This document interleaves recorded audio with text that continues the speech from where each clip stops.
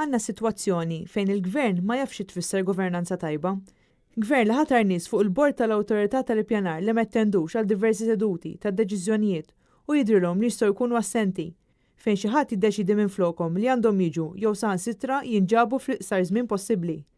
Sar dan il-kap tal-Partit Nazzjonalista Adrian Delija f'konferenza tal-aħbarijiet quddiem il-bini tal-Awtorità tal-Ippjanar wara l-każ ta' Jacqueline Ġili li nġibet Malta fuq ġett privat biex tkun tista' tivvota favur il-proġett tal-ITS Pembroke. Juri kif il-Gvern m'għandux idea ta' xi tfisser il-governanza tajba.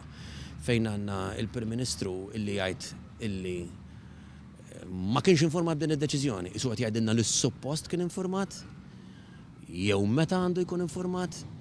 U mbagħad għandna CEO li jgħid li ħaw ir-responsabilità, ma qalla darba l-Prim Ministru ma jaqbilx miegħu, issa minn hawn il-qudiem mhux se jibqa' jagħmel hekk.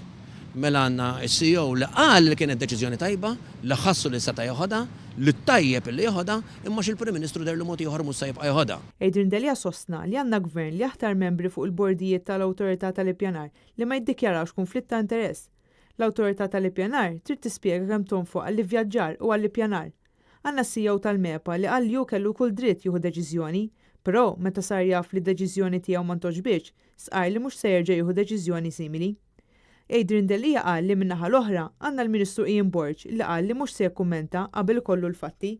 Għalilna li se jieħu azzjoni meta jingħata l-fatti, però ma qalx x'tip ta' passi se jkun qed jieħu. Il-Prim Ministru Joseph Muscat qal li ma kienx infurmat b'din id-deċiżjoni. Fid-dawl ta' dan titqajm il-mistoqsija. Il-Prim Ministru jrid ikun jaf kemm qed jintefqu flus fuq l-ivvjaġġar jew inkella jrid ikun infurmat dwar x'deċiżjonijiet qed jittieħdu fl-Awtorità tal-Ippjanar. Huma il-konsegwenzi tal-fatt li ttieħdet din it-tip ta' deċiżjoni illi qal diġà illi ma jaqbilx magħha. Ħajħalli s-CEO hemm, ħajneħħih, ħajħu passi, ħajħu miżuri, ħajbda jitolbu biex jinformah fuq kollox u fuq xiex ħajinformah. Fuq kemm ħajonfoq jew le.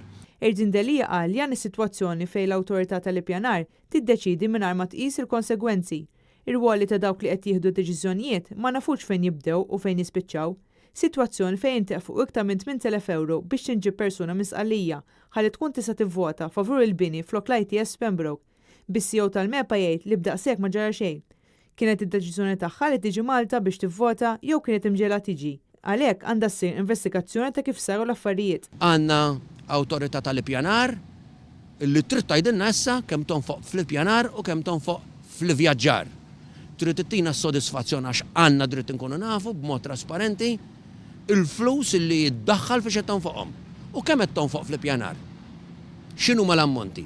U l-proġetti li għandha tagħmel ix tagħmelhom jew le?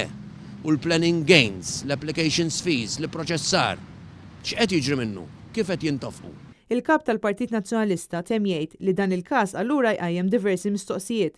Bl-awtorità issa jkollha tagħti rendikont ta' kemm qed tonfoq flus u fejn qed tonfoqhom u kemm minnhom qed tagħti lura lis-soċjetà.